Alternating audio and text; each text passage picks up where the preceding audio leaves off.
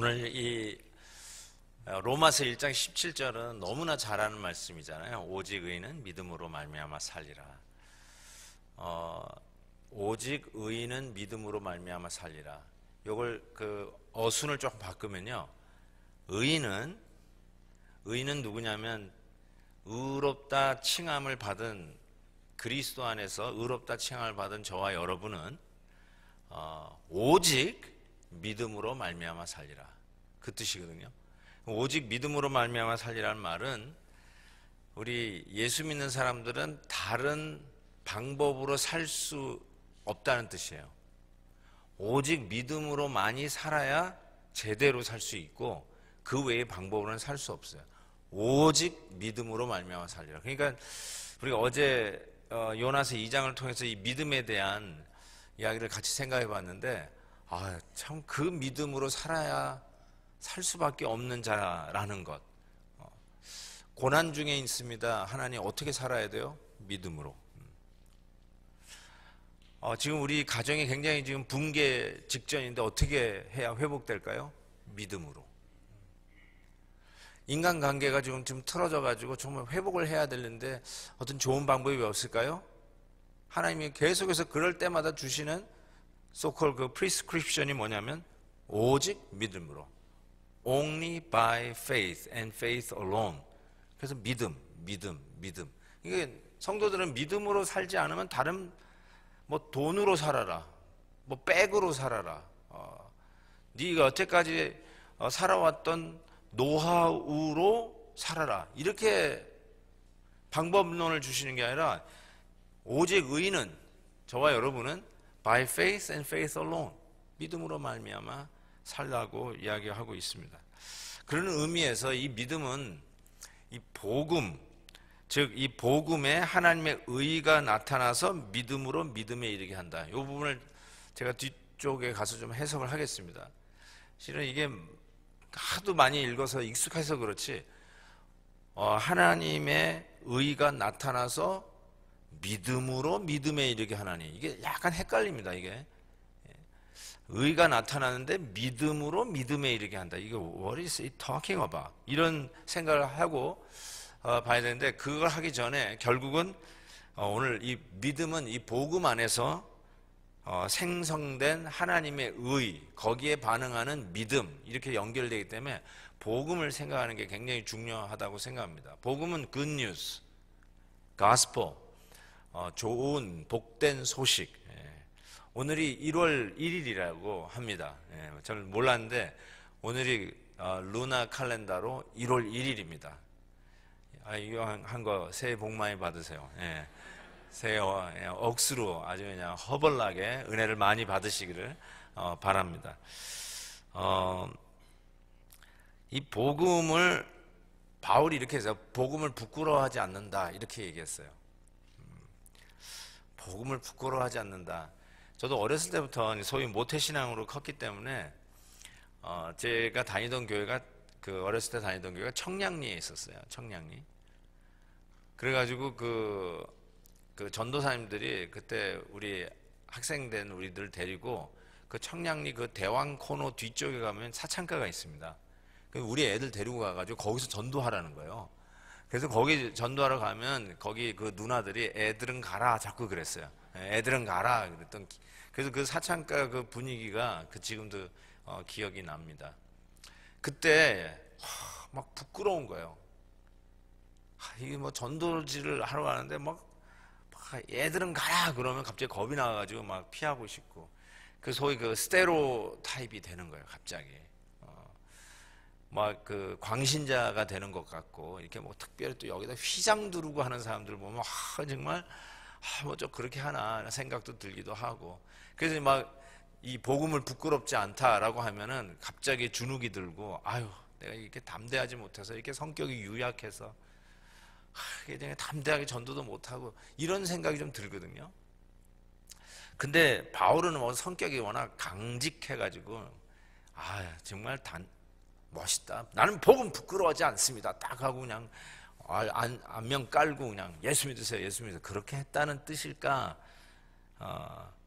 근데 꼭 그런 건 아닌 것 같아요. 이게 그 뜻은 아닌 거예요. 내가 복음을 부끄러워하지 않는다라고 하는 이 말이 내가 전도하는 것이 성격상 내성적인데 막 이렇게 막 사람들 어그레시브하게 예수 믿으세요, 우리 교회 와보세요 이렇게 하는 거가 조금 부족하다 이렇게 이야기할 수가 없을 것 같아요. 예를 들면 여러분 어디 여행 갔다 오셨는데 너무너무 좋아 그것이. 여기서는 어디를 가나요 주로? 뭐 시애틀 갔더니 너무너무 좋다고 그냥 해봅시다.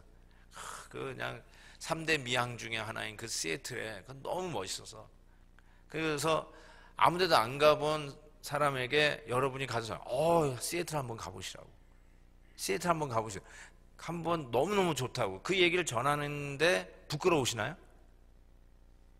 한번 생각해 보세요. 그거 부끄러워하는 분 있나요? 아무리 내가 말수가 적고 아무리 성격이 내성적이라 하더라도 내가 갔다 왔던 그곳이 너무 좋았는데 어디 가면 좋겠냐고 묻는 사람에게, 아니면은 베케이션도 못 가고 그냥 집에만 있는 사람에게 한번 좀 갔다 오라고 소개할 때 입에 침에 튀면서 너무 좋았다고 그러지 않을까요? 그때 여러분 부끄럽지 않잖아요. 내가 다녀온 좋은 곳을 소개하는 걸 부끄러워하는 사람이 없어요. 아니 내가 어느 식당이 새로 열었는데 거기 갔다 왔더니 맛이 진짜 기가 막히더라. 김치 싸, 다음에 갈 때 한번 거기 가봐. 맛이 괜찮아. 양도 좋고 반찬도 아주 말끔하게 나오고 아주 괜찮아. 그러지 않겠어요? 그때 부끄럽나요? 그런 얘기할 때? 하나도 안 부끄럽죠. 거기서 그러면 오히려 너무 얘기를 많이 하면은 돈 받았어? 뭐 이러잖아요. 에? 선전비 받았어? 이런 얘기 하잖아요. 그렇지만 부끄럽지 않잖아요. 자, 그런데 복음은요? 복음은 이게 전하는데 이게 약간 뭐가 발동이 좀 걸리지 않으면 좋은 식당 소개하는 것만큼도 전하지 못하고요. 자기가 다녀왔던 좋은 베케이션 장소를 소개하는 것만큼도 못해요. 그 정도로 복음에 대해서 어떤 확신이 없는 거죠. 근데 여기서 복음을 부끄러워할 수 있는 이유가 벌써 다 나왔네. 예, 저거 다 읽고 그냥 돌아가시기를 바랍니다. 오늘 설교 다 했습니다. 근데 복음을요, 창피해할 수 있는, 부끄러워할 수 있는 이유가 있기 때문에 바울은 나는 복음을 부끄러워하지 않는다고 그랬어요. 첫 번째, 이런 이유가 있어요. 복음은 구원이 공짜이고 우리에게 과분한 것이라고 말하기 때문에 부끄럽다라고 얘기하는 것입니다.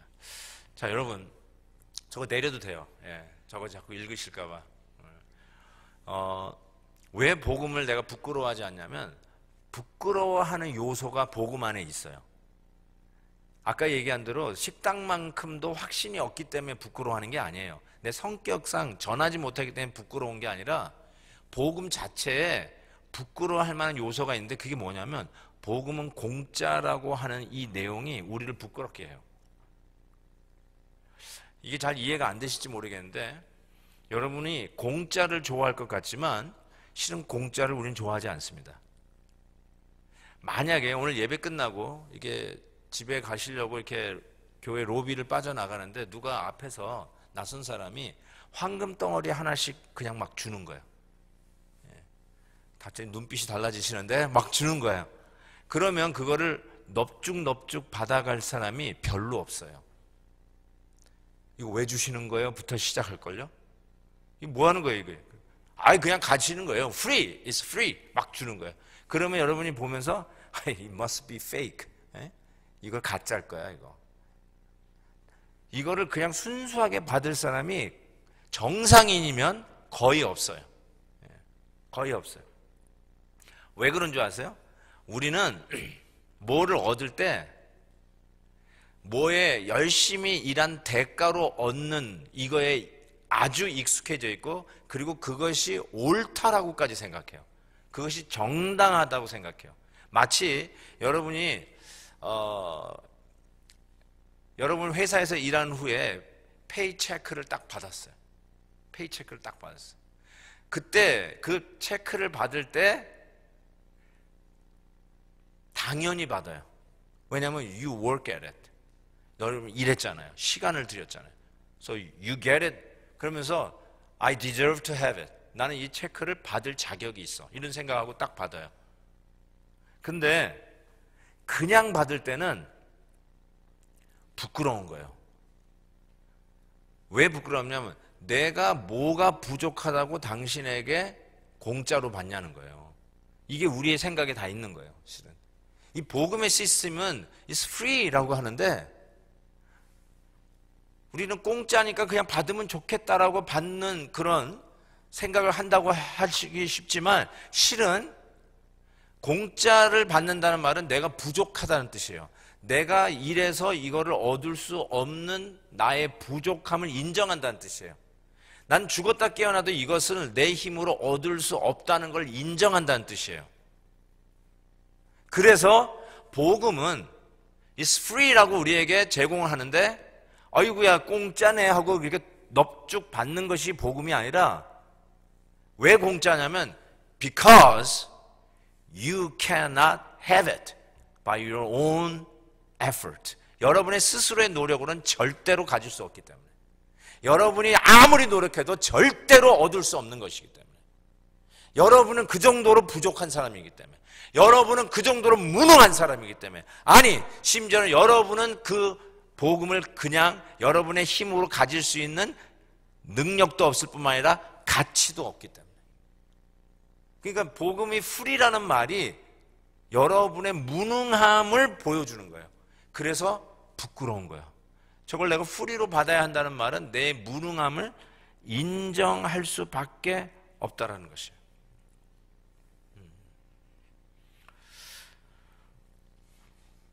철없는 학생이 학교 등록해서 도시락도 못 사가지고 이렇게 등교를 했어요. 숟가락 하나만 가지고 등교를 했어요. 그래가지고 점심 먹는 시간에 제가 학교 다닐 때도 그런 한 친구가 있었어요. 숟가락을 들고 그 친구 도시락 뚜껑 빌려가지고 이렇게 막 다니면서 그냥 친구들 거 밥 한 숟가락씩 막 도시락에서 떠가지고 먹는 아이가 있었습니다. 근데 그거를 뭐 친구들끼리니까 그 별로 부끄럽지 않게 할 수도 있지만 만약에 그 공짜로 친구들 도시락을 이렇게 한 숟가락씩 먹는데 누가 옆에서 야, 네 아버지 사업 망했냐? 이렇게 물어본다고 한번 가정을 해봅시다. 진짜 자존심 상하는 거죠.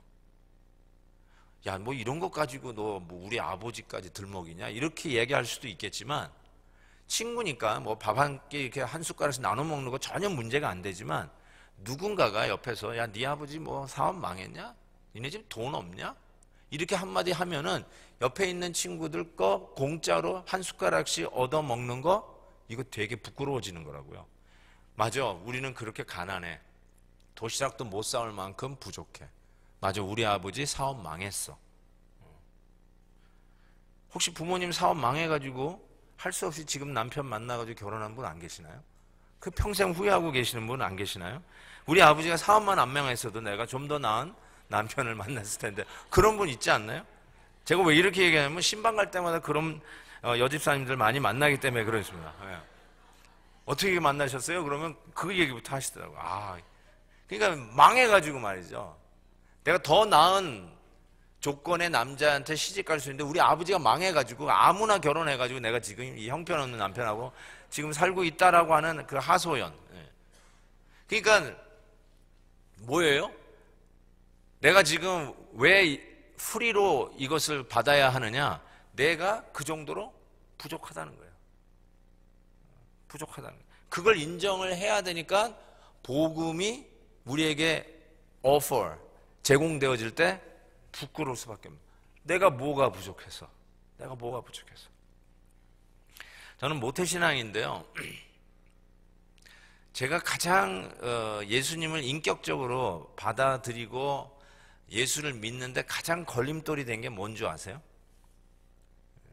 도중에 예수 믿게 된 분들은 이걸 잘 모르실 거예요. 모태신앙이란 말은요, 아리랑보다 예수께로 가면 나는 기뻐요. 이게 더 정서에 맞아요. 그게 모태신앙자들이에요. 학교보다 교회 앞마당에서 노는 게 더 편해요. 애국가보다 찬송가가 더 내 마음에 영혼에 노래 같은 게 모태신앙자들이에요. 이 모태신앙자들을 이거 우습게 보면 안 돼요. 거기 정서에서 그냥 자란 사람들이에요. 그러니까 교회 가는 게 당연히 한 거고요. 주일날 어디 놀러 간다는 건 꿈에도 생각하지 않습니다. 그냥 주일날 교회 가는 게 제일 재밌고 친구 만나는 게 제일 좋습니다. 그게 모태신앙자들이에요. 그런데 인격적으로 예수님을 만나야 하는 순간이 오잖아요. 습관적으로 교회 가고 그냥 태어나 보니까 그냥 교회 다니는 거예요. 당연히. 그래서 모든 사람들이 다 교회 다니는 줄 알고 한동안은 착각할 정도로 다 교회 가는 줄 알았는데, 그러다가 이제 드디어 교회 생활에만 익숙한 자가 아니라 이제 복음을 접하게 되잖아요. 복음을 접하는 순간에 제가 가장 힘들었던 게 뭘 것 같습니까? 모태신앙자 여러분들, 뭐가 제일 힘드십니까? 저는 예수님이 저를 위해서 십자가에서 물과 피를 몽땅 다 흘려주셨다는 게 제일 자존심이 상했습니다.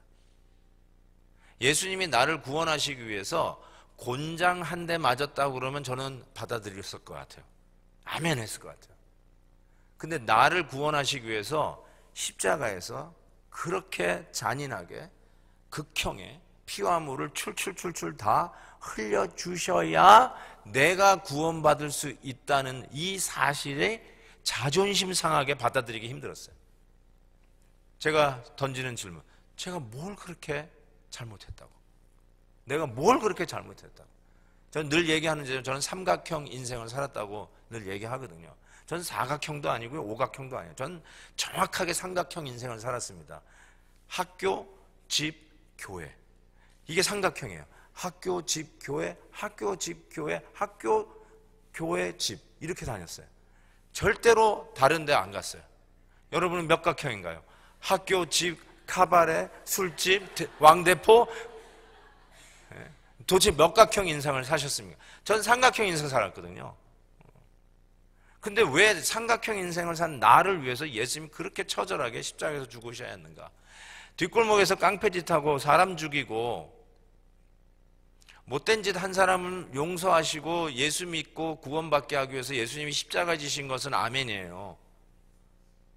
십자가에서 구원받은 그 강도, 맞아요. 그 강도를 위해서는 그렇게 죽으셔야 아마 그의 죄를 용서하고 구원받아야 될 것 같은데 왜 나를 위해서 그렇게 죽으셔야 했냐?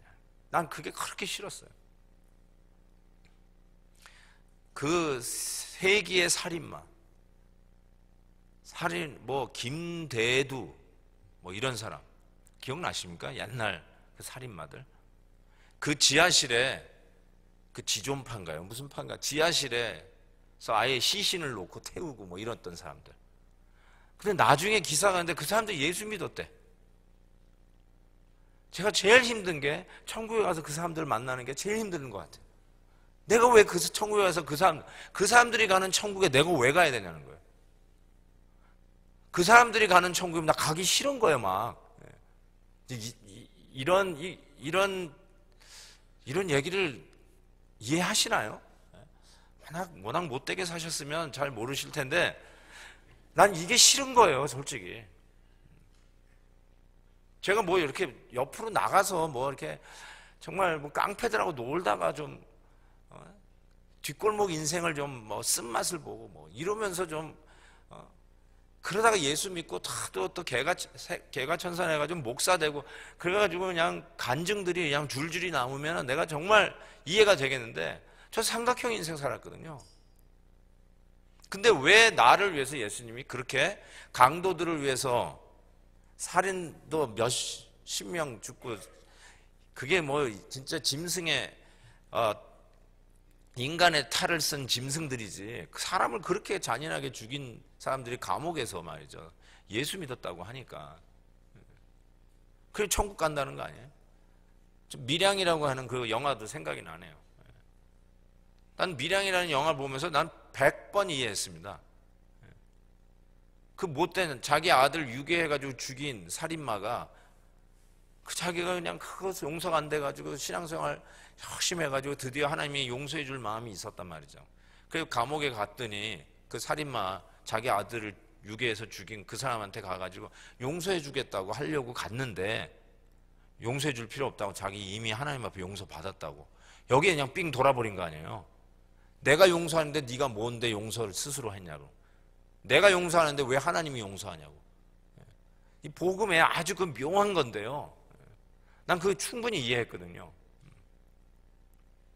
하나님이 나를 용서해 주시려고 곤장 한 대 맞으시거나 그냥 팔 한 번 꽉 꺾어 주시면 난 그걸로 난 될 것 같은데 왜 나를 위해서 그렇게 비참하게 죽으셔야만 했느냐.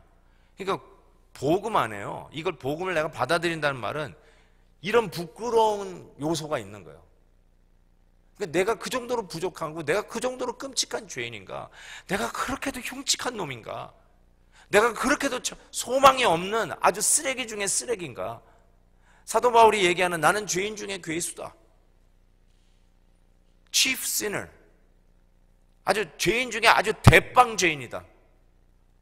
그게 뭐 싸움 잘하는 죄인이 아니라 아까 얘기하는 그런 무슨 지존파든 아주 그냥 지하실에서 시체를 태우면서까지 죽였던 그런 아주 끔찍한 살인마, 그런 것보다 더 잔인하고 더 못된 인간이다. 그게 그 죄인 중에 괴수라는 뜻이거든요.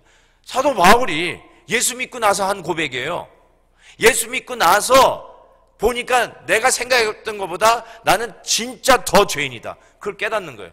이 죄에 대한 자각은 예수 믿고 더 깊이 옵니다. 예수 믿기 전에는 없어요, 실은. 예수 믿기 전에는 죄책감이라는 게 없었어요. 근데 예수 믿고 나서 이젠 죄책감을 느끼기 시작해요. 옛날에는 이거 죄책감 없이 막 저질렀어요. 근데 예수 믿고 나서 이것도 죄였어, 이것도 죄였어, 이거 느끼는 거예요. 그러니까 죄에 대한 그 consciousness, 죄에 대한 그 sensitivity가 더 높아진 거예요. 그래서 바울도 자기가 여러 못된 죄인들 중에, 악하고 사악한 죄인 중에 I am the chief, 내가 최고다, 내가 그 정도로 못된 놈이다 라고 자기가 스스로 보니, 그건 과장법이 아니에요. 실질적으로 그가 그렇게 센스하는 거예요. 그렇죠. 어제 자나단 에드워드 목사님 설교 기능에 God makes man sensible of their misery before he reveals his mercy and love. 맞는 말이에요. 내가 얼마나 비참한 인간인가를 알아야 드디어 복음이 오기 시작하는 거예요. 복음은 그때 받아들여지는 거예요. 내가 조금이라도 괜찮은 인간이라고 생각할 때는 절대로 복음이 여러분의 가슴에 와닿지 않습니다. 여러분이 그래도 나는 괜찮은 인생을 살고 있다 라고 생각하는 순간 절대로 예수님의 십자가는 여러분과 아무 상관이 없는 것이 됩니다. 그러니까 복음을 받아들였다, 아멘, 예수 믿었다, 그 말이 뭐냐면 나는 그 정도로 형편없는 죄인이라는 걸 인정하는 거예요. 그러니까 복음은 부끄러운 거죠. 그게 부끄러운 거예요. 내가 그렇게 못된 인간이라는 걸 받아들이는 거예요. 지금 나는 복음을 부끄러워하지 않는다는 말은 내가 그런 인간인 거를 나는 받아들인다, 떳떳하게 받아들인다, 당연히 받아들인다, 그 뜻이야. 바울은 지금 그 얘기하는 거예요. 내가 이 전도지 들고 이 휘장 가르고 뭐 피켓 들고 이거 밖에 나가서 전도하는 거 약간 좀 부끄럽네, 지금 그거 안 부끄럽다 하는 얘기가 아니라 실은 복음의 내용이 나를 부끄럽게 하는 그 내용인데 그거를 당연히 받아들인다는 거예요. 그래서 나는 부끄럽지 않다. 그래, 나 바보야, 그래, 나 못된 인간이야, 나 죄인이야, 이걸 publicly 인정한다는 뜻입니다. 그런 의미에서 나는 복음을 부끄러워하지 않는다. 또 두 번째는 아까 두 번째 써 있었죠. 복음은 예수님이 우리를 대신해서 죽으셨다라고 말하기 때문에 부끄럽다는 것이에요. 그러니까 이것도 아까랑 좀 같은 맥락이에요. 대신 예수님이 죽으셨다는 거예요. 그러니까 여러분은 도저히 자기가 지은 죄에 대한 책임도 못 지는 인간이라는 거죠.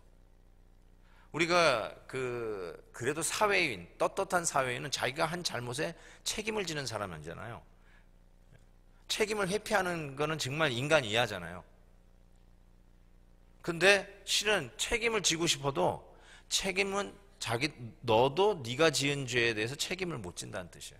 그래서 예수님이 대신 죽으셔야만 가능한 존재라고 이야기하는 게 복음이기 때문에 그렇습니다.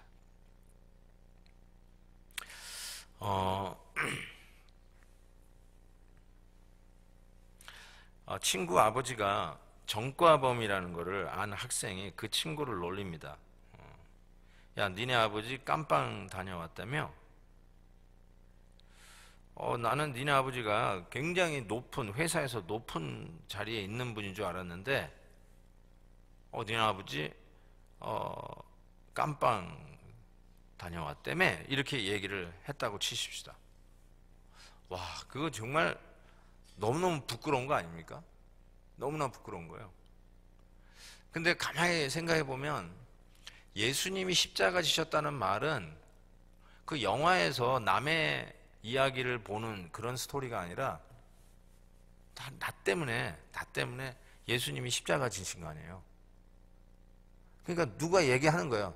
니네 아버지 깜빵 갔다며. 이 말보다 더 자존심 상한 게 뭐냐면 너 때문에 예수님이 십자가 졌다며 이거예요. 그러니까 가만히 생각해 보세요. 이게 얼마나 기가 막힌 얘기예요. 너 때문에 예수님이 십자가 지고 죽으셨다며. 너 때문에 예수님 죽었다며. 이거 아니에요? 내가 복음을 믿는다는 거는 나 때문에 예수님 죽었다는 거 아니에요?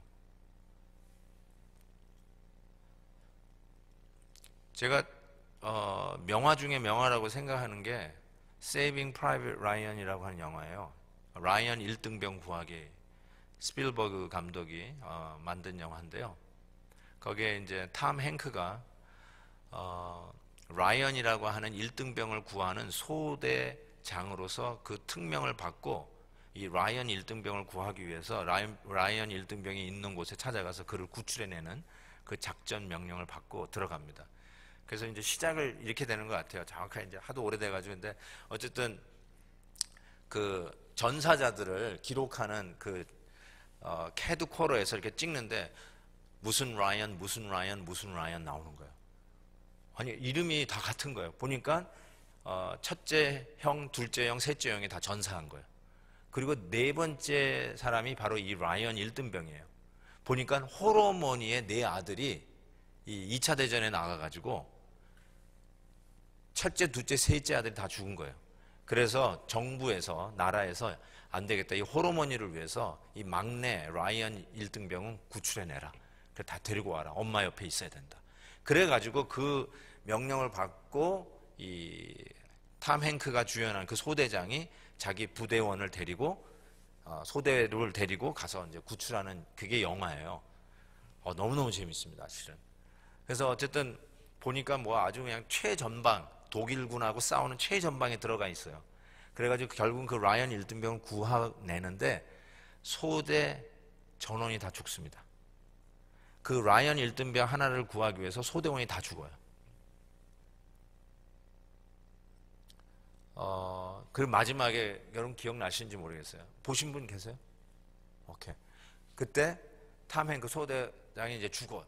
이렇게 막 죽는데 이 라이언 1등병이 놀란 거야. 자기 구하기 위해서 이 수많은 사람이.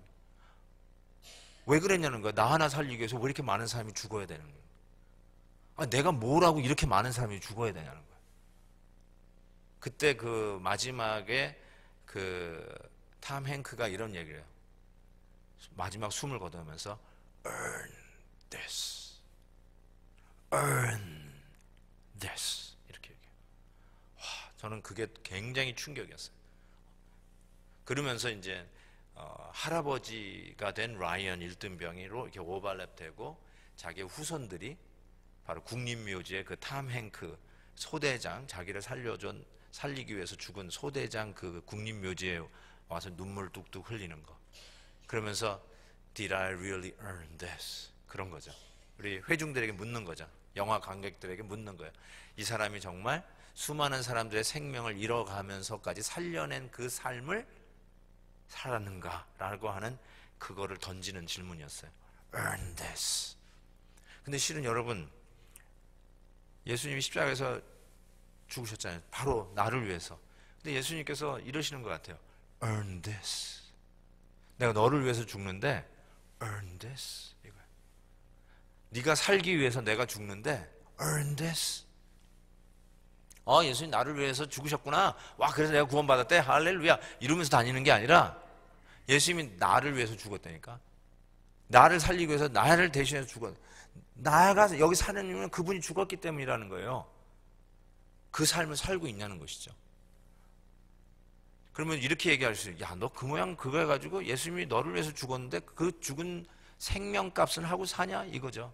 소대원들이 너를 위해서 다 죽었는데 그 수많은 사람들이 너 살리기 위해서 다 죽었는데 그 생명값을 하고 살았냐는 거죠. 그 생각을 하고 살아야죠.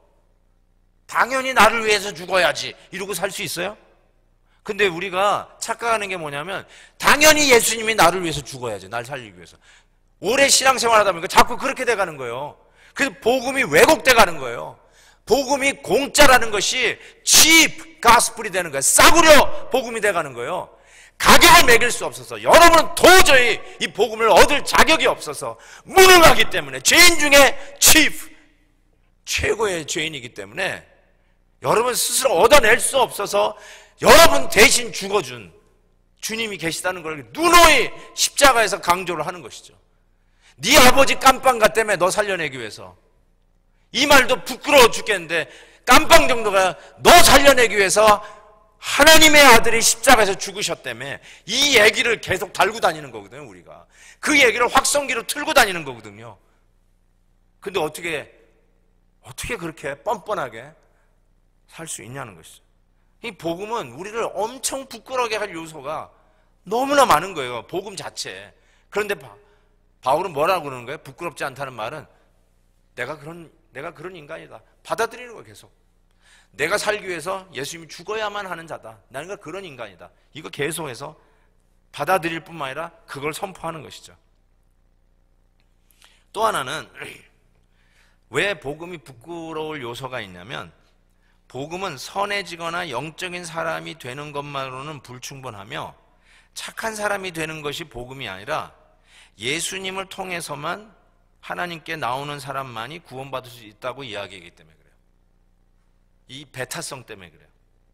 exclusiveness, 배타성이에요. 뭐로 가도 서울로만 가면 된다고요? 천만에 만만의 콩떡입니다. 아니에요. 예수 외에는 하나님 앞에 갈 길이 없어요. 그래도 그냥 지성이면 감춰니까 내가 뭘 믿든 최선을 다하면 저 위에서 꼭대기에서 다 만나는 거 아닙니까? 틀렸습니다. 구원받을 이름, 예수 그리스도 그 이름 외에는 하나님이 우리에게 구원받을 이름을 주신 적이 없습니다. 없어요. 믿으시면 아멘 해보세요. 예수 외에는 다른 구원받은 방법이 없습니다. 이게 진리예요. 진리는 배타적이에요. 진리는 그 성격상 배타적이에요. 1 더하기 1은 2예요. 1도 되고 3도 되고 4도 되고, 진리의 융통성을 위해서 갑자기 해답이 많아지는 건 진리가 아닙니다. 다 틀렸던지 아니면 하나만 맞는 것이 진리의 특징입니다. 배타성입니다. 답은 하나입니다. 답이 하나인 거 가지고 와 너무 배타적이다, 너무 인색하다, 너무 옹졸하다. 맞아요. 진리가 원래 그런 거예요. 답은 하나예요. 예수 외에는 답이 없어요. 예수만이 정답이에요. 아멘. 아멘이에요. 아멘. 그런데 지금 여러분은 아멘 했지만 이게 선포되어지기 시작하면 엄청 핍박을 받습니다. 기독교가 받는 핍박 중에 제일 핍박을 받는 것이 뭐냐면 복음의 배타성 때문에 핍박을 받습니다. 복음의 배타성. 왜 너희들만 천국 간다고 그러냐? 그래 너희들이나 잘 믿고 천국 가라 이렇게 얘기하잖아요. 예수 외에는 다른 방법이 없다고 분명히 얘기하셨고, 나를 통하지 아니하고는 아버지께로 올 자가 없다라고 주님께서 얘기했잖아요. I am the way, I am the truth, I am the life. I am one of many ways가 아니라 I am one true of many truths가 아니라 I am the truth, the way and the life라고 하는 거죠. 절대 정관사 딱딱 붙여가지고 without this 하나님 아버지 앞에 갈 길이 없다. 배타적인 선포죠. 배타적인 선포죠. 이런 것이 실은 핍박을 받게 돼 있죠. 너희들만 잘 믿냐? 우리도 잘 믿는다. 그래서 그냥 최선을 다하면 요 꼭대기에서 다 만난다고 하는 이것이 소위 종교 통합론이죠. 그게 융통성, 멋있는 거예요. 그런 얘기하면 멋지는 거예요, 갑자기. 그런데 복음을 얘기하면 사람이 옹졸해 보이고 옹색해 보이고 편협해 보이기 시작하는 거예요. 근데 주님께서 하시는 말씀 잘 들어보면 진리의 배타적인 거예요. 좁은 문으로 가래요. 좁은 문으로 가래요. 넓은 길이 아니래요. 좁은 길이에요. 그게 배타적인 거예요. 이것만이 정답이에요. 그래서 이게 힘든 거예요. 그래서 창피한 거예요.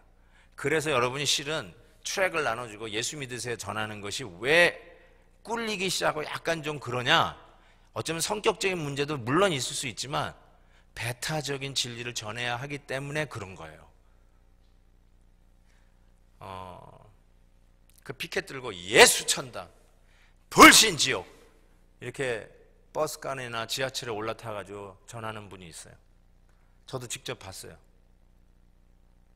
어떠세요, 여러분? 응원하세요? 아니면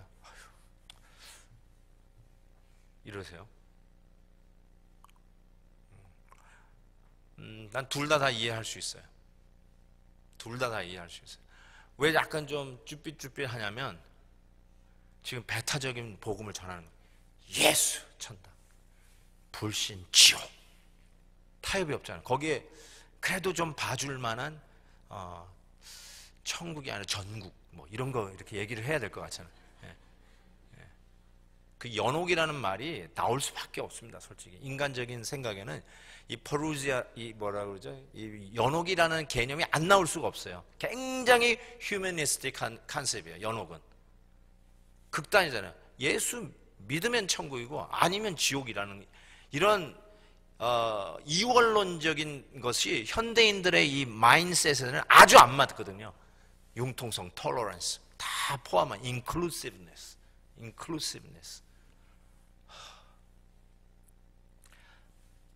제가 그 대학 사역을 했잖아요. 그 매사추세츠 에머스트에서 대학 사역을 했는데요. 거기에 에머스 칼리지, 스미스 칼리지, 마운트 홀리옥 칼리지, 햄셔 칼리지, 그 다음에 유니버시티 오브 매사추세츠 앳 에머스, UMass 이 5대학이 있는 곳에서 캠퍼스를 사역을 시작했어요. 근데 그 중에 스미스 칼리지하고 마운트 홀리옥 칼리지는 여자 대학입니다. 스미스 대학은 바바라 부시, 낸시 레이건이 나온 대학이에요. 그래서 유명해요. 그리고 마운트 홀리옥이 있는데 지네들끼리 스미스는 2대고 마운트 홀리옥은 숙대라고 지네들끼리 그러더라고요. 자, 어쨌든 뭐 그런 대학인데 굉장히 그 female dominant해요. 그리고 제가 그때 2세 사역을 했는데 한 150명 출석했습니다. 2세들이.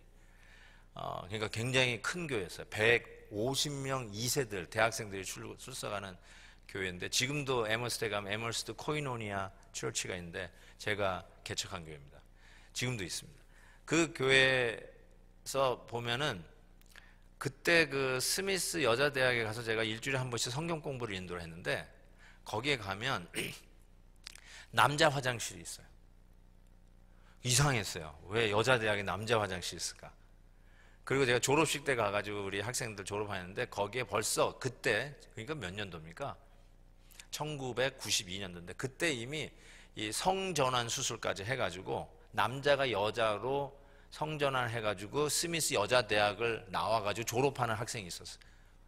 우리 그 학생들 얘기하니까 알았죠. 제가 그 성전환 해가지고 들어오느라고. 그때 이미 그랬고요. 그리고 그 스미스 여자대학은 그 60 Minutes라고 하는 뉴스 쇼에도 나왔는데요. 샌프란시스코는 동성연애자가 제일 많은 도시고요. 인구 밀도로 동성연애자가 가장 많은 데가 스미스 대학에 있는 노스햄튼이라고 하는 동네예요. 그게 바로 제가 사역했던 동네. 가장 동성연애자가 인구 밀도가 많은 데가 거기입니다. 그래서 거기서는요. 그걸 물으면 안 돼요. 너 호모냐 헤테로냐 이런 거 물으면 큰일 나요. 아주 웃겨요. 그리고 자우지간 이상한 동네예요. 거기는 아주 제가 가면 약간 이상한 동네인데 제가 무슨 얘기를 하려고 그러냐면 그 동네에 가서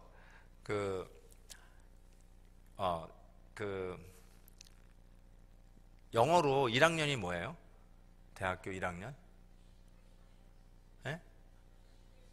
네, freshman. 2학년은요? sophomore, junior, senior 이러잖아요. 근데 이제 1학년을 freshman이라고 하잖아요. 스미스 여자대학, 마운 홀리옥 여자대학 학생들은 절대로 1학년 학생을 프레시맨이라고 안 부릅니다.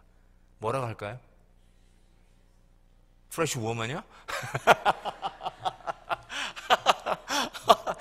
여러분 굉장히 그 창의적이세요. 와.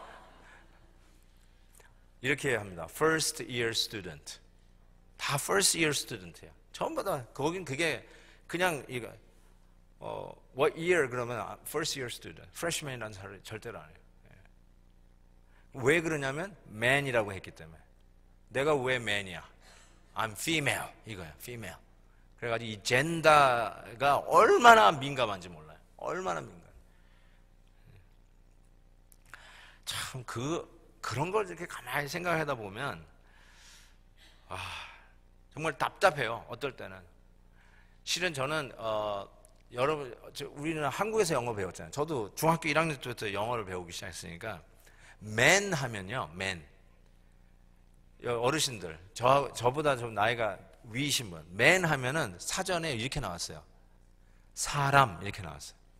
남자가 아니에요. man 하면 사람 이렇게 나왔어요. 그러니까 우리가 그리스도 안에서의 사랑을 여러분 성도들의 사랑을 형제간의 사랑이라고 그래요. 형제간의 사랑. 그리고 그걸로 충분했어요. 근데 요즘은 형제간의 사랑하면 자매님들이 화를 내요. 우리는 어디 갔냐고. 그러면서 자매간의 사랑도 얘기해요. 근데 원래는 brotherly love 하면 그게 형제 자매 다 포함한 거예요. 원래 man 하면 사람이었어요. 거기에 남자 여자를 안 갈랐어요. 근데 이제는 그런 걸로 막 섹시즘 해가지고 다 가르기 시작하는 것을 보면서 참 희한한 세상에 우리가 살고 있다라는 생각도 해보게 됩니다. 정말 이 복음 안에서 예수 외에는 다른 것이 없다라고 주장을 하고 있는 이것에 갑자기 포용성, 다 포용해야 된다. 그래서 man이라고 하지 말고 man, woman이라는 말을 꼭 하고 he or she라는 이런 영어적인 표현을 계속 해야 돼요. 저도 그게 굉장히 이제 익숙해졌어요. he is 이러지 않고 he or she 이런 말을 꼭 써요. 저도 영어 하다 보면 여자를 꼭 포함시켜야 된다는 거에 굉장히 민감해졌어요. 그거 대학생 하다 보니까 homosexual is sin 그러면은 몇 명이 톡톡 일어나서 그냥 걸어 나가. 그런 데서 계속 하나님의 말씀을 전해야 되는 그런 부담감을 가지고 살았었어요. 전 대학 사역을 했으니까 그게 훨씬 더 민감했어요. 그러니까 그런 상황 속에서 이 복음의 배타적인 예수 외에는 복음이 없습니다 라고 하는 이 복음을 전하는 것이 얼마나 이게 비집고 들어가기 힘든지 모르겠어요. 딱 닫고 있어가지고 안 들어가요. 저는 이런 상황 속에서 정말 복음이 참 부끄러울 수 있겠구나 라는 생각을 드디어 하게 됩니다. 바울이 얘기하는 게 내가 복음을 부끄러워하지 않는다는 말이 이런 부분을 스스로 다 극복한 거죠. 예수 그리스도의 배타성, 진리의 배타성, 아멘이다. 아멘이다. 뭐 다 포용하고 이거로 가도 되고 저거도 가고 뭐 불교도 열심히 믿으십시오. 그러면 다 위에서 만날 것입니다. 뭐 동학을 믿으십시오. 열심히 믿으십시오. 뭐 이슬람교도 열심히 믿으시면 다 위에서 다 통합니다. 아니요. 종교 통합주의는요. 예수 그리스도의 복음에 대한 완전히 반복음적인 주장들이에요. 여러분 그거 아셔야 돼요. 우리 현대적인 흐름하고 비슷하다고 나랑 같이 간다고 방향성이 맞다고 그게 진리라고 생각하시는데 진리는 배타적인 겁니다. 그래서 이 복음을 받아들이는 데 있어서 부끄럽지 않다는 이 바울의 고백이 드디어 설득력 있게 와닿는 거예요. 이래서 복음이 부끄러울 수 있겠구나. 근데 우리가 이런 부분을 많이 생각을 안 해요. 그럼에도 불구하고 나는 복음을 부끄럽지 않다라고 주장하는 이유를 이제 설명합니다. 첫째로 복음은 하나님의 능력이기 때문이라고 이야기합니다. 복음은 하나님의 능력입니다. The gospel is the power of God. 이게 와 닿는지 모르시겠어요? 복음은 하나님의 능력입니다. 하나님의 능력은 어떤 능력일까요? 산을 옮기는 능력입니다. 죽은 자를 살리는 능력입니다. 안진뱅이를 나사렛 이름으로 일어나 걸으라 그러면 벌떡 일어나는 그 능력을 이야기합니다. 태양이 없었는데 빛이 있으라 그러면 태양이 생깁니다. 밤하늘에 별들이 수를 놓기 시작하고 은하수가 밀키웨이가 쫙 펼쳐지는, 말씀 한마디로 펼치시는 그 하나님의 놀라운 magnificent한 그 프레젠테이션이 일어나는 현상들, 그게 능력입니다. God's power, 하나님의 파워. 근데 그게 뭐가요? 이 복음이요. 아까 얘기한 대로 It's free. It's free. 너는 가질 수 없어. 하나님이 제공하는 걸 받을 수밖에 없어. 너를 대신해서 널 살리기 위해서 예수님이 십자가에서 죽으셨어. 다른 길은 없어. 예수 외에는 다른 길이 없어. 이 복음, 이 복음인 그냥 단순히 어떤 명제, 스테이트먼트가 아니라 It's the power of God. 하나님의 능력이다 이런 거예요. 이거를 우리 성도들은 경험하셔야 돼요. 이 복음의 능력을 매일 매 순간 경험하셔야 돼요. 이거를 하나의 스테이트먼트로 생각하시면 안 돼요. 책 속에 있는 글씨로 생각하면 안 돼요.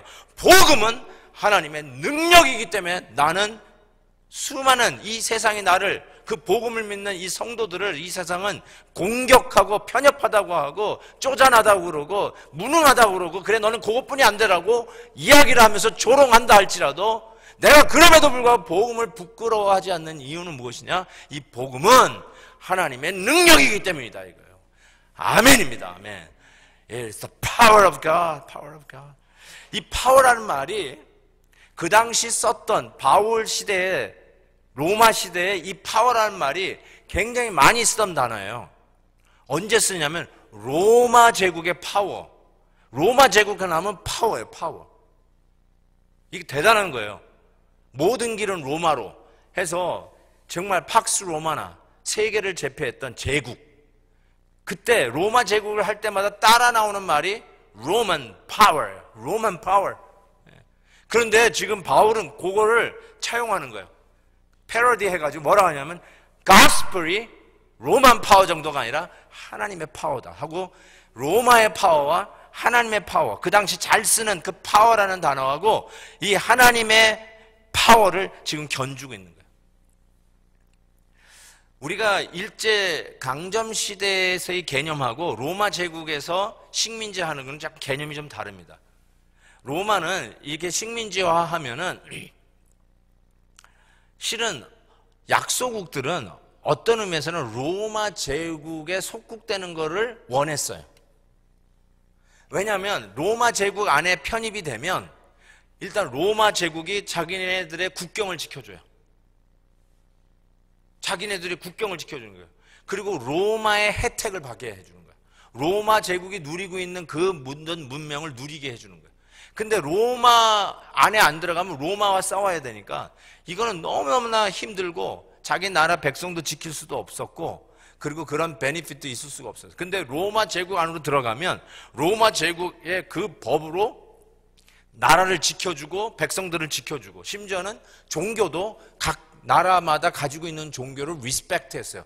그래서 예수님 시대 보면은 왜 거기에 대제사장들이 계속 등장하냐면 그 종교를 인정한 거예요. 인정한 거예요. 목숨을 거는 거, 십자가에 못 다는 그것만 로마에서 이야기를 하고 나머지는 다 종교법, 너희들이 가지고 있는 종교법을 하라는 거 아니에요. 그래서 빌라도도 손을 씻잖아요. 니네들 종교법은 니네들 알아서 하라. 내 책임 아니다 하고 손을 씻는 게 거기서 나와요. 그러니까 모든 종교, 팍스 로마나 다 이렇게 톨러런스하게 다 인정해 줬어요. 그런 의미에서 로마 제국에 속해 있으면 우와, 로마의 파워를 누리는 거예요. 로마가 지켜주고 로마가 제공하는 소위 혜택을, 베네핏을 받기 시작하는 거예요. 그래서 형편없는 우리나라 왕보다는 로마 제국에 속해 있는 것을 훨씬 더 좋게 생각하던 시대에 로마 파워, 항상 이런 얘기야. 야, 로마의 파워를 우리는 누려야 돼. 로마의 파워 가지고 당당하게 살아야 돼. 로마가 이제 우리나라가 되었으니 이제는 주변 국가를 겁낼 게 없어. 왜요? 주변 국가 찝쩍거려봤자 로마가 군대를 보내가지고 쓸어버리잖아요. 막강한 파워잖아요. 자, 그런 의미에서 로마 파워, that's good. 그게 우리의 베니핏인데 바울이 그걸 차용해가지고 뭐라고 하냐면 gospel, 복음이 바로 그런 베네핏을 주는, 너를 지켜주는, 너를 보호하고 너의 모든 것을 인도해가는 하나님의 파워, 하나님의 능력이다, 이렇게 얘기하는 거예요. 그래서 창피하지 않는다.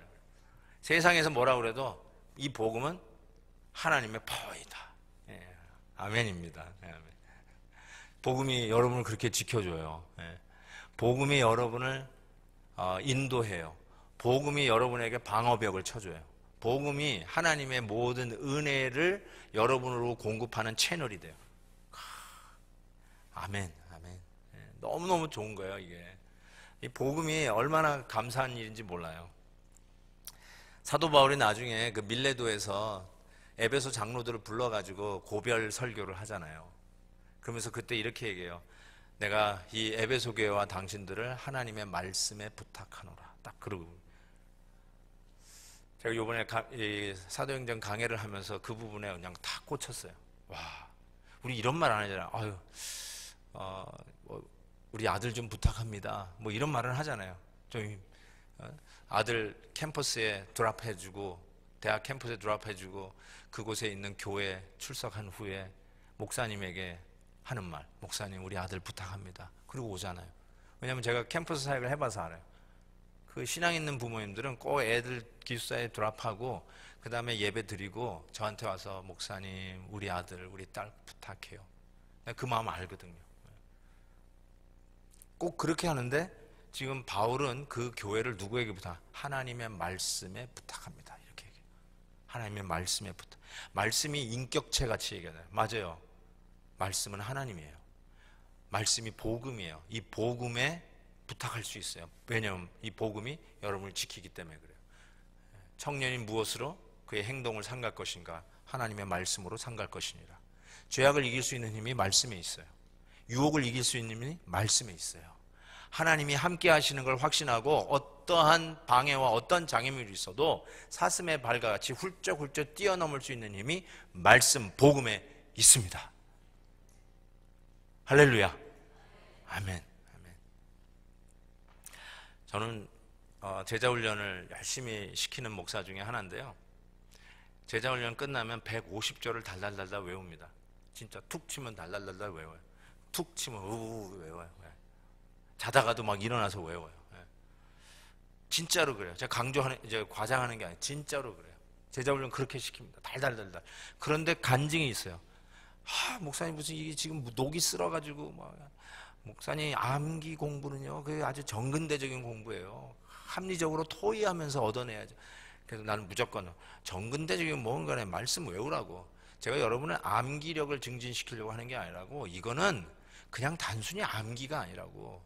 뭐 태종태세 문단세 예성연중 인명상 이게 아니라 이거는 하나님의 능력이라고. 하나님의 말씀을 외쳐보시라고. 사람이 감당할 시험 밖에는 너희에게 당한 것이 없나니 시험 당할 쯤에 하나님은 피할 길을 내사 너희로 능히 감당하게 하시느니라. 이 말씀을 시험 당할 때 어려울 때 딱 한번 외워보세요. 어디서 솟는 힘인지 딱 견고하게 쓰는 여러분 자신을 느낄 거예요. 아무것도 없냐 아니고 오직 모든 일에 기도와 간구로 너희 구할 것을 감사함으로 하나님께 아뢰라. 그리하면 모든 지각에 뛰어난 하나님의 평강이 그리스도 예수 안에서 너희 마음과 생각을 지키시리라. 딱 하면 염려가 왔다가 한 길로 왔다가 7길로 나가는 걸 여러분 체험한다니까요. 말씀이 능력이구나 진짜. 아멘. 아멘. 아멘도 없네.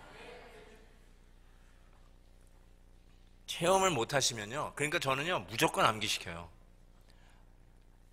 국사는 암기 안 시켜요. 의사 선생님들 수많은 그 단어들 다 외우셔야 되잖아요. 나 그건 안 시켜요. 그저 말씀은 암기하는 거에 여러분 영어 단어 외우는 거하고는 달라요. 이거는 진짜 여러분을 지키는 하나님의 파워예요, 파워. 이 말씀만 외우면요, 겁이 안 나요. 자, 왜 또 창피하지 않느냐? 이거 좀 넘어가겠습니다. 마지막으로 그냥 가겠습니다. 17절에 보면 복음에는 하나님의 의가 나타났다. 이 얘기를 먼저 하겠습니다. 하나님의 의가 나타났다. 이게 무슨 말이죠? 이게 굉장히 어려운 말이에요, 솔직히. 그렇죠? 그냥 딱 무슨 설명하기가 좀 그렇잖아요. 복음에 무슨 하나님의 의가 나타났다는 말이 뭘까요? 의는 의롭다 할 때 쓰는 그 의예요.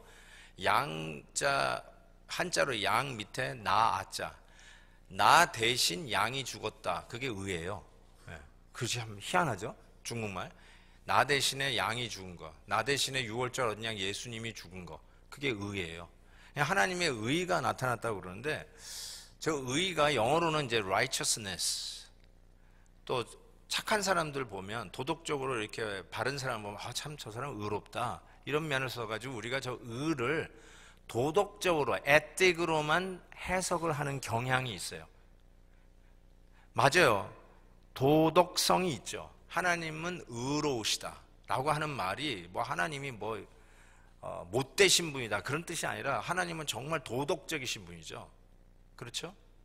이제 그런 도덕성이 물론 있는데, 그런데 저게 도덕성을 이야기하는 단어가 아니에요. 원래 의롭다는 말은 뭐 할머니에게 자리를 양보해 주는 착한 학생의 의로움, 그것도 아니고요. 뭐 이렇게 이게 수레를 끌고 가는 아저씨를 뒤에서 젊은 학생이 막 밀어주는 뭐 이런 배려, 그런 걸 보면 아 착하네, 그러면 아 의롭네, 이렇게 쓰는 거하고 좀 달라요. 의로운 거는 실은 굉장히 관계적인 컨텍스트에서만 쓰는 거예요. 예를 들어서 남편과 아내 사이에서 아내가 남편에게 당신 참 의롭다, 남편이 아내에게 당신 참 의롭다라는 표현을 쓸 수가 있어요. 착해서 쓸 수 있는 게 아니라 인정받는 아내가 되고 인정받는 남편이 되면 그때 쓸 수 있는 단어가 당신은 의롭다예요. Not necessarily ethical. 이 도덕적일 필요가 없어요. 그러니까 예를 들면 요즘 맞벌이 부부들 있잖아요. 맞벌이 부부들이 많으니까 집안일도 같이 나눠 하기로 약속을 하잖아요. 그렇죠? 집안일도 같이 나눠서요. 그래서 아내가 내가 요리를 하면 당신은 설거지 해자. 아 그래 내가 할게. 그리고 애를 보는 것도 어서 무슨 요일은 당신이 좀 일찍 와서 애를 봐라. 무슨 요일은 내가 직장에서 빠져서 애를 볼게. 그래서 나름대로 남편과 아내 사이가 서로 동의를 하는 거예요. 그래서 그때 일이 있으면은 빨리 전화를 해가지고 서로가 이렇게 메이크업을 하게끔 했단 말이죠. 그런데 자꾸 남편이 까먹어. 자꾸 안 해. 그리고 이제 자기도 피곤하다 밥을 먹고는 설거지도 안 해. 자, 그것이 도덕적으로 타락한 건 아니죠. 타락한 건가? 설거지를 안 하는 남편, you morally wrong 이러지는 않잖아요. 그렇지만 의롭지는 못한 거. 왜냐하면 아내하고 이게 서로 이야기를 했잖아요. 그래, 내가 설거지는 내가 할게. 요리는 당신이 해라. 이렇게 서로 동의를 했는데 그 동의에 따라주지 않으니까 그 순간에 남편과 아내 사이에, 밖에서 보는 사람들이 뭐 저 남편 설거지 안 했다고 도덕적으로 타락했다, 절대로 그렇게 얘기 안 하고요. 직장 때문에 늦게 와 깜빡해가지고 애를 못 봐줬다, 그랬다고 해서 타락한 게 아니라 부부 사이의 관계 속에서 서로 이야기를 하고 서로 약속을 했는데 그 약속을 못 지켰을 때 의롭지 못하다, 이 표현을 쓰는 거예요. 약속을 지키고 이행을 하면 의롭다, 이 말을 쓰는 거예요. 그래서 인정이 됐어요. 아, 당신 너무 약속을 잘 지킨다. 인정, 그게 뭐냐면 의롭다. 인정 못해, 의롭지 못하다. 이렇게 이야기할 수 있는데, 보세요. 복음은 하나님의 의가 나타났다. 의가 나타났어요. 그 말은 우리가 하나님 앞에 인정을 받게 됐다는 거예요. 인정을 받게.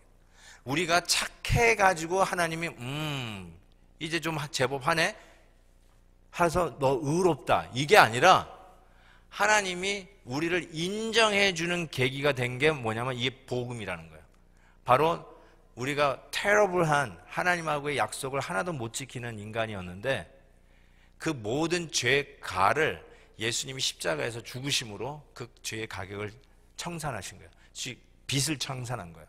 빚을 청산해 주니까 하나님이 우리를 인정, 이렇게 한 거예요. 그래서 복음은 하나님이 우리를 인정해 주시는 의가 나타났다, 이 뜻이에요.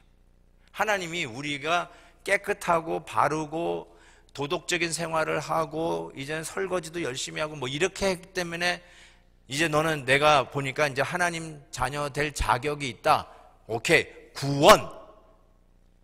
deliver 해가지고 딱 구원해내는 게 아니라 복음에, 즉 아까 얘기한 그 창피해질 수 있는 그 요소를 받아들여지는 그 순간에 그 복음으로 말미암아 하나님이 죄인인 우리를 의롭다 인정해주는, 이신칭이 의롭다 해주는 그 하나님의 인정하심이 나타나기 시작했다는 사실이에요. 이게 굉장히 중요한 말입니다. 요나, 어제 들었던 요나가 무슨 죄를 지었는 줄 아세요? 여러분들은 생각하기에 하나님이 다시스로 가라, 죄송합니다, 니느웨로 가라고 그랬는데 다시스로 가는 명령을 어겼다라고 생각하는 그 죄를 생각할지 모르지만 그게 요나의 죄가 아닙니다. 요나의 더 심각한 죄가 뭐냐면 다시스로 달아난, 명령을 어긴 죄가 아니라 니느웨로 안 간 죄의 그 이유예요. 왜 달아났는지. 그게 더 큰 죄예요. 왜 달아났는 줄 아세요? 하나님의 명령을 듣고 니느웨에 가면 돌 맞아 죽을까 봐. 1번. 2번. 우리를 압제하는 원수의 나라 아시리아의 수도가 니느웨거든요. 아니, 원수의 나라 수도에 가서 복음을 전해봤자 아무런 열매가 없을까 봐. 3번. 잠이 부족해서. 1번, 2번, 3번. 아직도 답 같지가 않죠? 4번이 뭐냐면요. 4번은 그 원수들이 하나님의 사랑을 받을까봐 그 꼴을 보기 싫어서 달아난 거예요. 4번이에요, 4번. 이게 요나의 죄예요.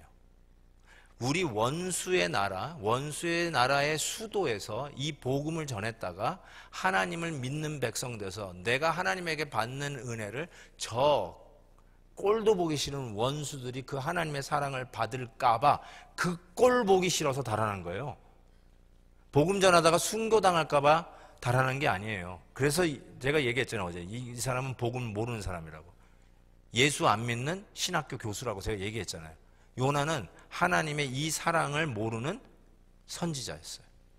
그래서 달아난 거예요. 그게 죄예요. 그럼 요나는 왜 그랬을까요? 저 dirty pagan, 저 더러운 이방인은 they don't deserve God's love. 하나님의 사랑을 받을 자격이 없어. 누가요? 나만, 유태인들만, 이 주이시들만, 히브리 사람들만 하나님의 은혜를 받을 자격이 있다라고 생각한 요게 죄예요. 이거를 요즘 언어로 바꾸면 racism, 인종차별. 유태인만 은혜를 받아야 돼.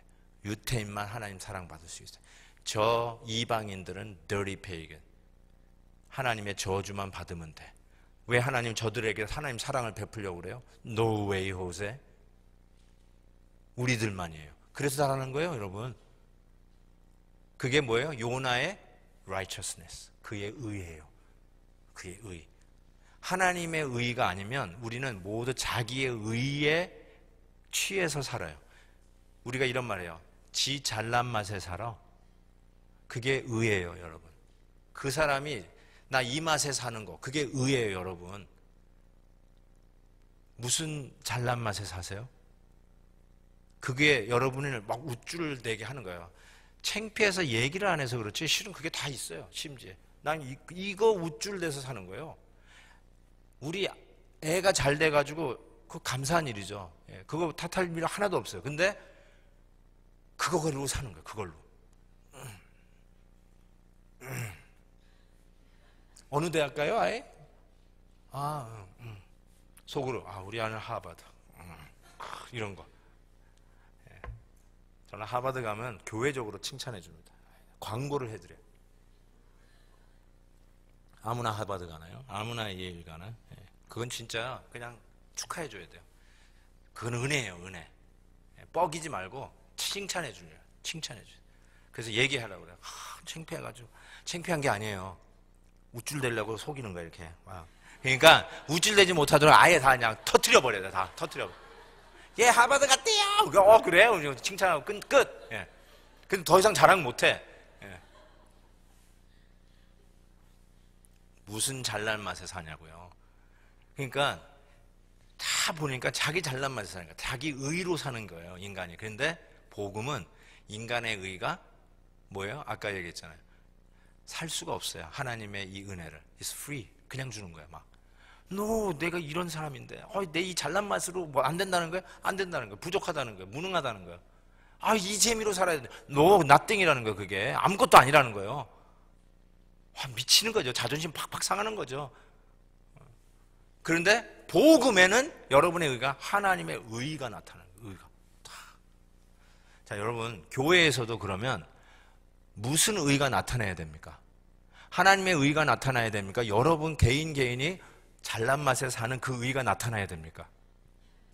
그냥 얘기를 해보세요. 그냥 하나님의 의가 나타나야 돼요? 아니면 우리 사람들의 의가 나타나야 돼요? 하나님의 의가 나타나야 돼요. 그래야 교회예요. 교회가 왜 싸우냐면요, 사람의 그 잘난 의가 나타나기 때문에 그 잘난 의로 누가 더 잘났냐고 싸우기 때문에 교회가 어려워지는 거예요. 하나님의 영광을 위해서 싸우죠. 하나님의 영광을 위해서 나는 목숨 걸었습니다. 목숨 제발 걸지 마세요. 그게 사단나는 가장 중요한 거예요. 실은 막 심층 해부 분석해보면 다 자기 잘난 맛의 그 뿌리가 다 심지가 있어요.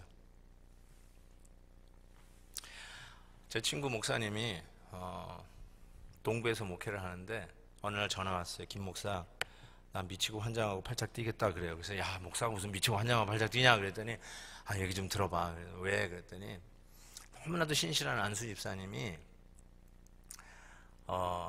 장로 투표 이렇게 나왔는데 떨어졌다는 거예요. 제가 한번 묻습니다. 여러분 투표 이렇게 나와서 떨어질 수 있나요? 나오면 다 붙어야 되나요? 그냥 한번 그냥 얘기해 보세요. 혹시 떨어진 분 계세요? 예, 그래서 답을 못 하시는 건데 떨어질 수 있어요, 없어요? 있어요. 예, 인정해야 돼요. 떨어질 수 있어요. 저희 교회는요 매년 뽑아요. 매년 장로님 뽑아요. 근데 우리는 배수공천이에요. 배수공천이라는 말이 무슨 말인지 아시죠? 5명이 필요하면 10명을 공천한단 말이에요. 그럼 반은 다 떨어져요. 매년 떨어지는 장로님도 있어요. It's okay. 그래서 우리는 다 기정사실. 우리는 매년 떨어지니까 뭐. 그러면 그냥 내년이 있잖아요. 오케이. 그러고 가요. 우리는 다. 예. 그거 시험 들어가지고 나 딴 교회 갈래요? 뭐 이러지 않아요. 예. 혹시 딴 교회 가시려면 저기 얼바인 내려오시기를 부탁을 드립니다. 제가 받아드릴게요. 그러면서 뭐라고 그러냐면 그 안수집사가 너무너무 충성스럽게 섬겼다는 거예요. 자기가 보기에도. 근데 안 된 거예요. 그래가지고 목사님 나 배신감 느꼈다고. 교인들한테 배신감 느꼈다. 뭐 그럴 수 있죠. 그런데 이런 거예요. 내가 지난 10년 동안 한 헌금 다 돌려달라고. 웃기는 일이죠, 이거. 자, 헌금은 누구한테 드리는 거예요? 하나님 앞에 드려요. 근데 그분은 어디다 드린 거예요? 자기 장로되기 위해서 조금 지나치게 얘기하면 장로되기 위해서 투자한 거예요. 투자금 빼는 거예요. 투자한 대로 안 나왔으니까 투자금 빼는 거예요. 그러니까 그 얘기를 들으니까 야, 진짜 미치고 환장하고 발짝 뛰겠네. 이 소리가 나도 나오더라고요. 야, 그게 뭐예요? 열심히 섬겼다고 그랬잖아요. 그게 뭐예요? 자기 의예요. 자기 의. 죄송하지만 그 맛에 산 거예요. 우리 안수집사님. 이렇게 일찍 나와가지고 집사님 없으면 교회가 안 돌아가. 콘크리트 막 그게 의예요. 자기 잘난 맛에 드러내질 않아서 그래요. 드러내면 지 우스워지는 건 알아요. 그 정도는 알아요. 그런데 다 갖고 있어요. 그거예요. 근데 그게 무너지는 순간이냐면 복음에 하나님의 의가 나타날 때 내 잘난 맛이 다 무너져 내리는 거예요. 그때 비로소 복음이 하나님의 능력이 되는 거예요. 조금 자존심 상했다고. 지렁이 더 밟으면 꿈틀합니다. 그래요. 그게 지렁이 인격입니다. 지렁이 인격 가지고 하나님의 핏값으로 사신 교회를 섬기자 하니 이게 되겠습니까? 자기 의가 인정받아야 되고 자기 의가 갈채를 받아야 되고 자기의 의가 영광을 받아야 되니 이게 되겠습니까? 죄송하지만. 뉴욕에 한 의사 부부가 있었어요. 근데 아내가 신부전증으로 막 고생하고 있는데 조사를 해보니까 남편하고 아내가 이게 매치가 되는 거예요. 그래서 남편이 아내를 위해서 콩팥 하나를 떼줬어요. 이게 신문 기사에 날 얘기입니까? 아니면 안 나도 되는 얘기입니까? 남편이 아내에게 콩팥 떼준 얘기가 신문에 나와야 돼요? 안 나와야 돼요? 안 나와도 돼요? 아니, 남자만 얘기해요. 남편이 아내를 위해서 콩팥을 떼줬는데 그게 신문에 꼭 나와야 됩니까? 안 나와야 됩니까? 나와야 돼요? 그 나와야 된다고 하는 말은 뭔가 좀 이게 이 맛에 살고 싶은 거야. 넌 내 콩팥 가지고 사는 거야. 이거 하고 싶은 거야. 그죠? 남이 주면 나올 만해요. 근데 남편이 아내에게 주는 거는 신문에 안 나와도 돼요. 왜냐하면 당연한 거예요. 남편만 대답해 보세요. 남편이 아내에게 콩팥 떼주는 건 당연한 거다. 실수. 예, 실수했습니다. 어떤 분은 이거 진짜예요. 싫어해요. 막 했는데 남편께 맞았어요. 남편이 이러다. 재수 되게 없네. 그러더라고요. 재수 되게 없다. 자기가 맞은 게 될 수 없다. 자기 거 떼줘야 된다. 아이고, 참. 떼주는 게. Anyway. 그게 얘기가 아니라 떼줬어요. 당연한 거 아니에요? 뭐 자랑할 것도 없어요. 그런데 이게 신문에 난 거예요. 왜 신문에 났냐면요. 아내가 이 콩팥을 받아가지고 건강을 회복하고 잘 살다가 5년, 이게 받고 나서 5년 만에 바람이 났어. 이 골프 가르치는 아저씨하고 바람이 났어. 여자분들 남편 없이 혼자 골프 배우지 마세요. 그 뒤에서 이렇게 해가지고 이거 하다가 이게 넘어가는 수가 있어요. 제발 하지 마세요. 남편들 아내 혼자 골프 보내지 마세요. 그러니까 골프 아저씨하고 이게 바람이 난 거예요. 남편이 너무너무 화가 나는 거예요. 자기가 그 밝힐 이유도 없고요. 당연히 준 거예요. 왜냐하면 사랑하는 아내한테 떼주는 게 뭐가 문제가 있어. 떼줬는데 아무 문제가 없었는데 자기가 떼준 콩팥으로 바람이 난 거예요. 너무 해가지고 그래서 이제 이혼을 하면서 위자료를 신청했잖아요. 그래서 위자료를 했는데 위자료가 이거예요. Give me my kidney back. 내 콩팥 돌려줘. 그랬더니 아내가 어떻게 얘기했는 줄 아세요? 치사 XX. 그리고 이렇게 했어요. 피는 내 피니까 한 방울도 흘리지 말고 뛰어가. 그랬어요. 와, 보세요. 제가 뭘 얘기하려고 그러냐면 콩팥 떼주는 게 아무것도 아니거든요. 사랑하는 사이끼리는. 그거 자랑하는 게 웃기는 거예요. 내가 우리 아내한테 콩팥 떼줬다. 그게 바보예요. 그렇잖아요. 그런데 내가 떼줬는데 아내가 그거 가지고 바람을 피니까 이걸 저는 본전 생각이 난 거예요. 본전 생각. 그래가지고 내 콩팥 돌려달라고 했더니 치사하대요. 근데 피는 흘리지 말고 그럼 띠가려면 띠가라고 했어요. 자, 이게 얼마나 어글리한 인간의 잔상입니까? 죄인들의 모습이에요. 이게 잘하는 것 같은데 지금은 서로 사랑해서 간이라도 다 빼줄 것 같은데 일이 터지면 본전 생각이 난 거예요. 아까 여러분이 그 10년 헌금 돌려달라는 거 아는 안수집사 열심히 섬겼어요. 근데 어느 날 어느 순간에 본전 생각이 난 거예요. 본전 생각이 나요. 그래서 Give me my 본전 back. 그거 아니에요? Give me my kidney back. Same thing. 어떤 결정적인 순간에 본전 생각이 나요. 그 결정적인 순간에. 이 의사 부부는 이해가 돼요. 그렇죠? 인간적으로 이해가 돼요.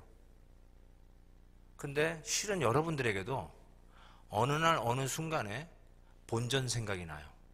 그게 뭔지 아세요? 여러분의 의예요. 여러분의 잘난 맛이에요. 그게 자존심이라고 불러도 좋고요. 여러분 속에 은근히 감추고 은근히 즐기는 것이라고 할 수 있어요. 그게 영적인 은근히 즐기는 것일 수도 있어요. 영적인 교만이에요. 영적인 교만. 제가 정말 존경하는 목사님이신데요, 신구약 주석을 다 쓰신 목사님. 한국에서는 정말 신화적인 인물이라고 할 수 있는 그런 목사님이신데, 그분이 나중에 암투병 하면서 돌아가셨는데, 아들이 의사예요. 그래서 마지막 그 일주일 동안 아버지의 침대를 지키면서 아버지의 마지막을 이렇게 일기로 적었는데, 그걸 저한테, 그 일기책을 이렇게 카피를 해가지고 저한테 주셨어요. 그 마지막에 이제 하는데, 그 목사님은요, 신학자이면서도 따라 붙는 게 항상 기도를 많이 하는 목사님이에요. 기도를 많이 하는 목사님.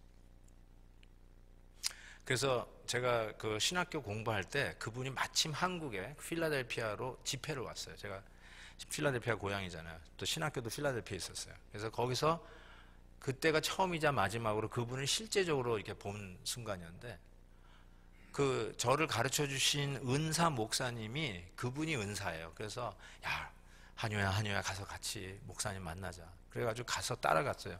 근데 그분이 뭐 기도를 많이 하는 목사님이래요. 근데 뭐 바쁘니까 집회 끝나고, 마치 이렇게 집회 끝나고 나서 제가 숙소로 데려다 주시잖아요. 우리 목사님이 저를 데려다 주시니까 말할 시간이 없으니까 타라 이러는 거야.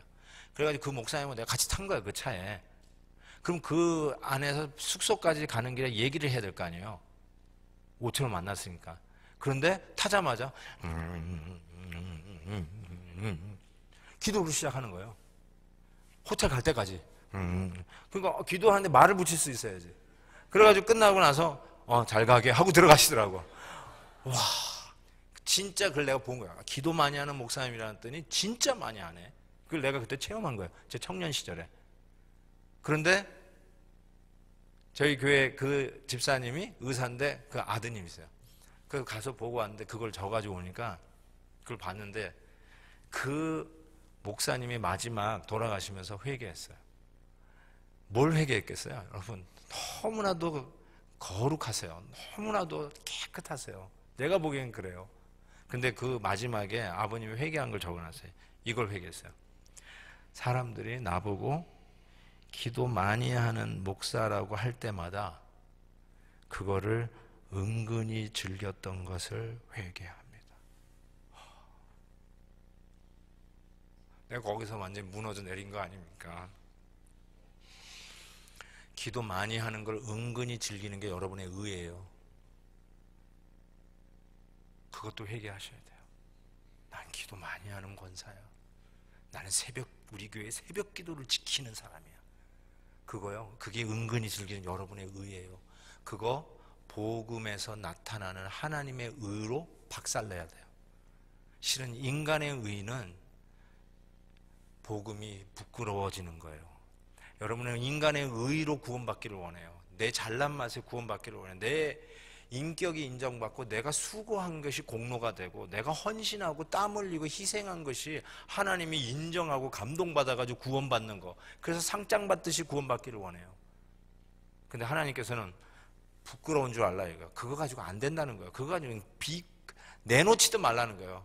그래서 복음은 풀인 거예요. 싸구려가 아니라 가격을 주고, 여러분이 아무리 백년, 천년 노력해도 얻을 수 없는 하나님의 은혜라는 거예요. 그래서 여러분의 그것들이 알량한 자존심들이 전부 부끄러워져야 되는 것이죠. 그래서 그게 내려져야 되고, 근데 복음에는 하나님의 의가 나타나서 믿음에서 믿음으로 이르게 한다. 믿음에서 믿음으로. 무슨 믿음에서 무슨 믿음이에요? 바로 하나님께서 예수 그리스도의 십자가로 말미암아 우리를 구원하시기 위한 그 믿음, 그 믿음에 우리가 아멘으로 받는 반응의 믿음. 그래서 이 복음의 출발의 믿음, 예수 그리스도의 출발의 믿음에서 나에게 다가오는 그 복음에 반응하는 믿음, 믿음에서 믿음으로, 믿음에서 믿음. 바로 그 얘기를 하고 있는 거죠. 하나님의 의가 계시되는 출발점에서의 믿음, by faith from first to last. First, 바로 하나님의 의가 계시된 출발점에서 to last. 하나님의 의가 베풀어지는 목표점으로, 그 의가 우리에게 베풀어지는 목표점, 우리에게 나타나는 믿음. 믿음으로 믿음. 믿음에서 믿음으로. 모체의 믿음에서 우리 성도들의 반응의 믿음으로. 이게 하나님 우리에게 주시는 은혜라는 것이죠. 여러분,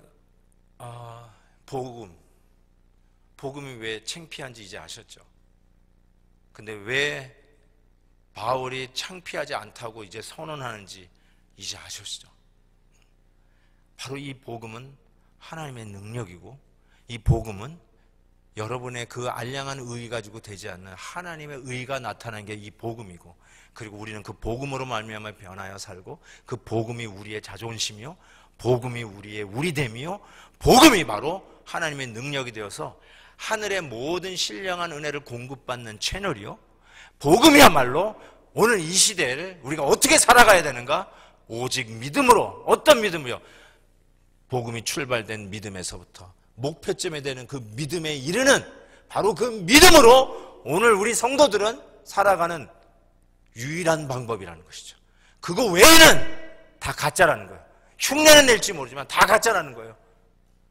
인간의 의만 도토리 키재식으로, 모기 뒷다리 굵기 재는 식으로, 누구 다리가 더 굵냐, 모기 다리가 다 거기가 거기죠. 복음만이는 그 하나님의 의가 나타나고, 이것이야말로 오늘도 나의 나됨을 오늘도 선포하는 하나님의 능력임을 믿습니다. 아멘입니다.